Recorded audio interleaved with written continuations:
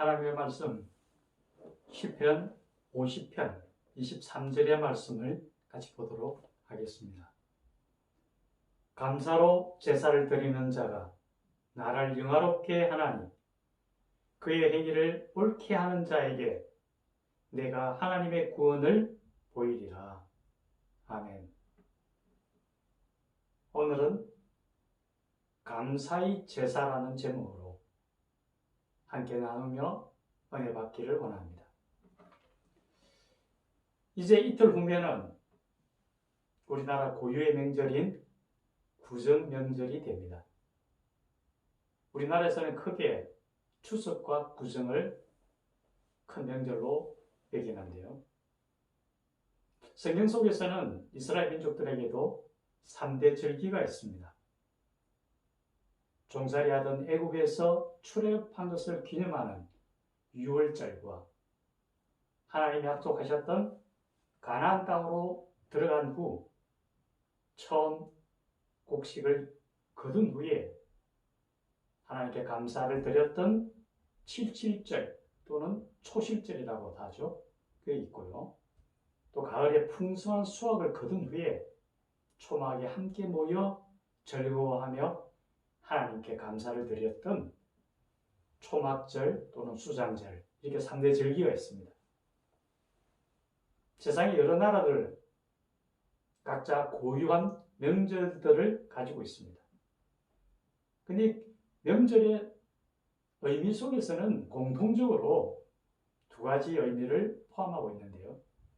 하나는 풍성한 수확과 결실을 거둔 데 대한 감사를 드리는 것과 또 함께 모여서 즐거워하며 그 감사를 나누는 것, 이렇게 그 의미를 새겨볼 수가 있습니다.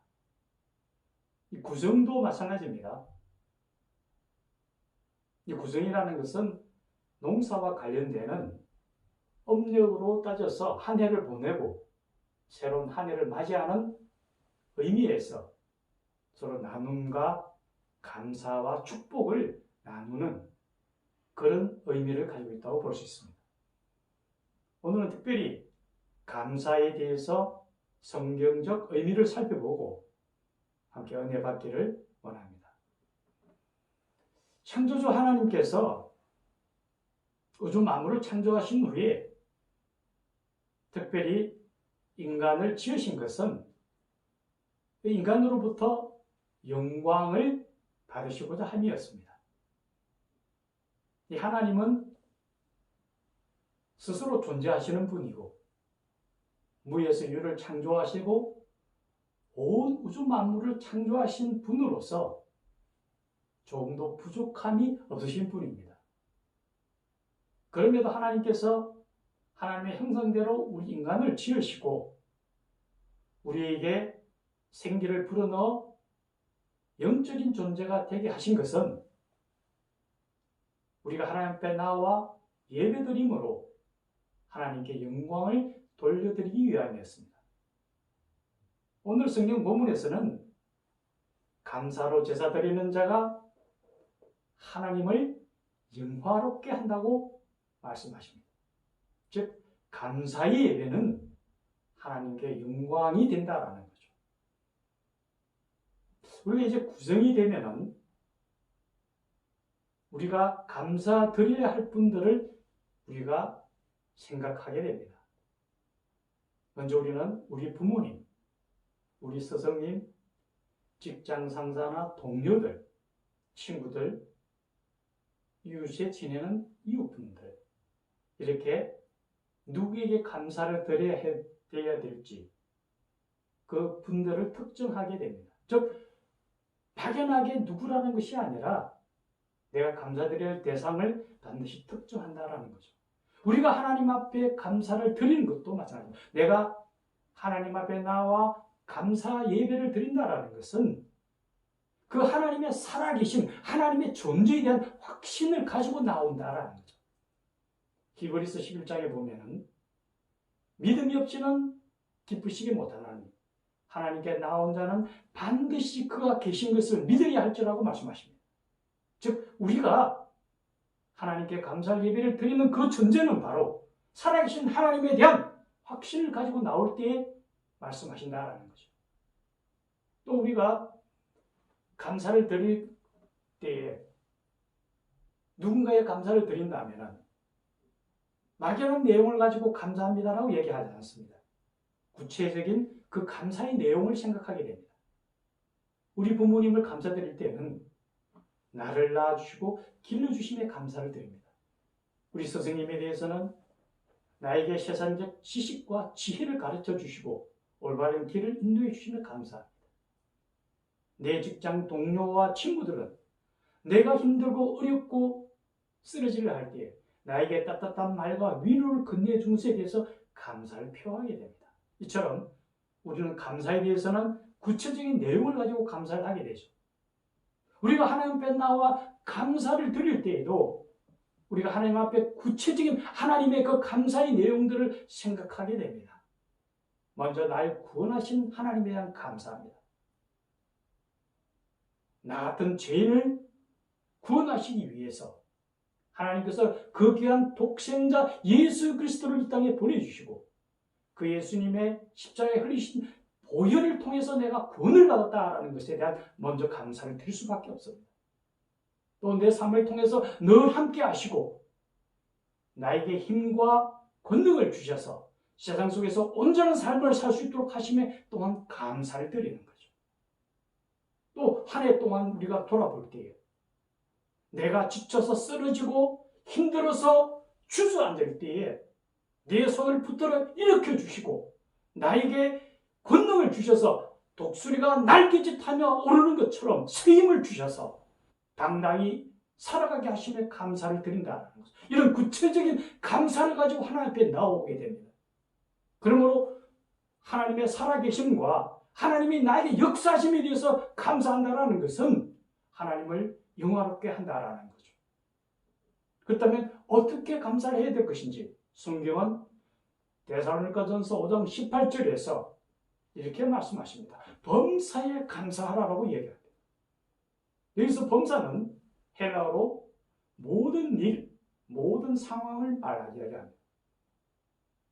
즉 우리 삶에 있어서 한 발짝 한 발짝 시간마다 하나님께서 우리와 함께 하시고 우리 손을 붙드셔서 우리가 살아가는 데 필요한 모든 것들을 적절한 방법으로 채워주셨음에 감사를 드린다라는 거죠. 저는 제가 키우는 강아지가 한 마리 있습니다. 지금 8년쯤 키우고 있는데요.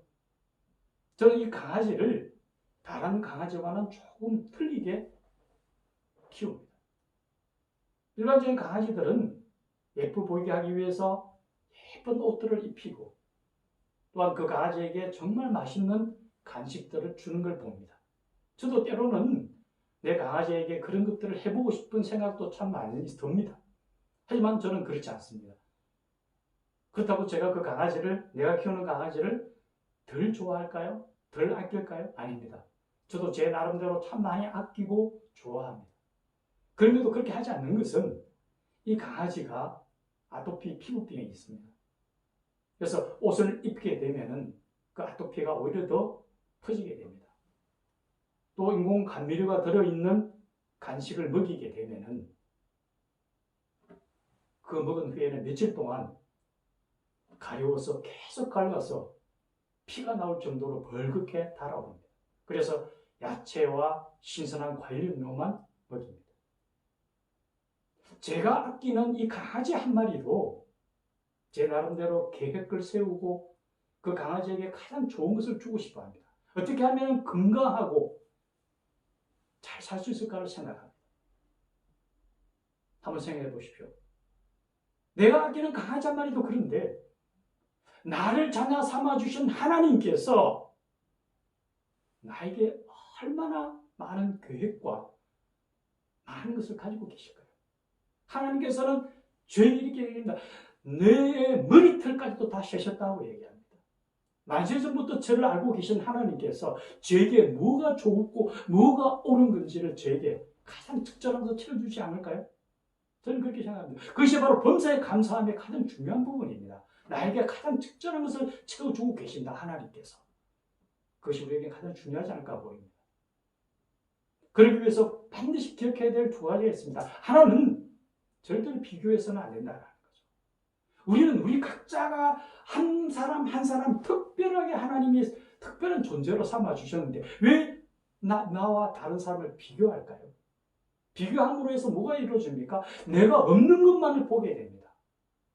내가 가진 게 너무 많은데도 꼭 비교하면서 바라보는 것은 내게 없는 걸 바라보는, 내가 돈이 없으니까 돈 많은 사람을 봅니다. 왜 저 돈이 내게 아닐까? 권력이 없으니까 권력 있는 사람을 봅니다. 내가 왜 권력이 없지? 명예 있는 사람을 봅니다. 그렇지 않습니다. 하나님께서는 적절한 것으로 다 채워주십니다. 돈 있는 사람한테는 돈을 주십니다. 권력이 필요한 사람한테 권력을 줍니다. 명예가 필요한 사람은 명예를 줍니다. 체력이 필요한 사람은 체력을 줍니다. 하지만 살아오면서 저나 이 예배를 같이 하는 모든 분들이 깨닫지 않습니까? 모든 것을 다 가진 사람 본 적이 있습니까? 돈이 있다고 해서 돈으로서 다 행복을 느끼는 사람이 있던가요? 아닙니다. 누구나 다 모든 것을 다 갖출 수는 없습니다. 그건 하나님 허락하지 않으십니다. 부족함을 통해서 하나님께서 우리를 하나님께로 인도해 주신다라는 거죠. 가장 중요한 것은 하나님께서 나에게 가장 적절한 걸 채워주신다라는 것. 그래서 비교해서는 안 된다라는 거죠. 나는 비교의 대상이 될 수 없습니다. 70억 인구 중에서 나와 똑같은 사람 한 명도 없습니다. 이 오랜 세월 중에서 나와 똑같은 사람 태어난 적도 없고 앞으로도 태어나지 않을 겁니다. 나는 나대로 하나님 앞에 온전한 한 사람입니다. 하나님께서 나를 특별히 지으셨기 때문에 내 모든 과정 속에서 필요한 걸로 채워주신다라는 것. 그래서 비교하지 말고 하나님께서 나에 대한 모든 확신과 계획을 가지고 있다고 바라보셔야 됩니다. 또 하나는 어떤 상황에서는 감사할 수 있어야 됩니다. 세상 사람들은 좋은 결과가 있을 때만, 상황이 좋을 때만 감사합니다. 하지만 우리 그리스도인은 그래서는 안 됩니다. 하박국 선지자는 뭐라고 그럽니까? 비록 무화과 나무잎이 마르고 포도에 열매가 없고 밭에 손줄이 없고 우리의 양이 없고 외양간 소가 없다 할지라도 나는 하나님 한 분만으로 기뻐하며 감사한다고 얘기합니다. 그것이 바로 우리가 되어야 됩니다. 왜? 하나님께서 나와 함께 하시고 나에게 적절한 것으로 채워주시기 때문에. 또한 채워주시는 것으로 끝나는 게 아닙니다. 세상은 지나간 것으로서 평가합니다. 결과만을 가지고 평가합니다. 하지만 하나님은 그렇지 않습니다. 무엇이든지 믿고 구하는 것은 너희들이 받을 줄 알아라고 얘기합니다. 우리가 하나님 앞에 믿고 구하면은 하나님께서 주실 것에 대한 감사죠. 주신 것만을 우리가 끝나는 건 아닙니다. 하나님께서 앞으로 우리에게 채워주실 것, 그것이 바로 우리 감사죠. 그래서 우리의 궁극적인 우리의 감사는 뭡니까? 우리에게 천국을 주신다라는 거죠. 그걸 바라보고 살아가는 거 아닙니까? 우리 그리스도인들은 주심에 대한 것뿐만 아니라 주신 부분에 대해서 미리 감사할 수 있어야 됩니다. 그것이 바로 우리의 감사가 된다라는 거죠. 또 마지막으로 우리 한 번 더 기억해야 될 것은 감사는 더 큰 감사를 가져온다라는 거죠. 복음서에 보면은 예수님께서 10명의 문둥병자를 고쳐주셨습니다. 그런데 10명 중에서 한 명만이 예수님 앞에 나와 감사를 드렸습니다. 그런데 예수님은 10명이 다 나왔는데 9명은 어디 있느냐고 말씀하시면서 그 한 사람에게 내 죄사함을 받았느니라고 축복하십니다. 그 문둥병자는 육신의 병만 나은 게 아니라 영혼의 구원이라는 가장 큰 것을 선물로 받았습니다. 감사는 바로 더 큰 감사를 가져온다라는 거죠. 이제 이 명절에 우리가 기억해야 될 것은 먼저 하나님께서 날 구원하신 것에 대한 감사, 나에게 동행하시고 나를 인도하시며 나에게 모든 것을 적절하게 주시는 하나님에 대한 감사, 또 앞으로 모든 삶에 있어서 나를 인도하시고 끌어가실 하나님 감사, 또 천국을 주신 그 하나님 향해 나아갈 수 있는, 다가갈 수 있는 그 주심에 대한 감사 뿐만 아니라 이 감사를 내 모든 주변의 사람들과 세상을 향하여 나누어줄 수 있는 넉넉하고 풍성한 그러한 기쁨과 감사가 넘치는 그런 명절이 되기를 주님의 이름으로 축원합니다. 같이 기도드리겠습니다. 만복의 근원이 되시며 온 우주 만물의 창조주 되신 하나님 아버지, 감사로 제사 드리는 자가 하나님을 영화롭게 한다 하셨는데 무엇보다도 날 구원하신 주 감사, 우리에게 평안함과 기쁨을 주시고 이 세상 속에서 권능을 주셔서 하나님의 자녀로서 온전한 삶을 이루나가며 힘들고 어려울 때도 주의 손을 붙들고 독수리가 날개짓하며 쇠임을 얻는 것처럼 우리가 쇠임을 얻고 당당하고 힘차게 살아갈 수 있게 하시며 감사합니다. 하나님, 이 명절을 우리가 맞이하면서 하나님 주신 그 감사를 더욱더 감사로 우리가 받아들이며 또한 우리가 하나님부터 받은 감사를 나누어 주고 또한 기쁨을 함께 할 수 있는 풍성하고 은혜로운 명절이 될 수 있도록 축복하시고 모든 삶에서 주의 뜻을 이루며 주님과 동행하며 살아가는 하나님의 신실한 자녀들이 되도록 우리를 축복하시고 인도하여 주시옵소서. 예수님의 이름으로 기도드리옵나이다. 아멘.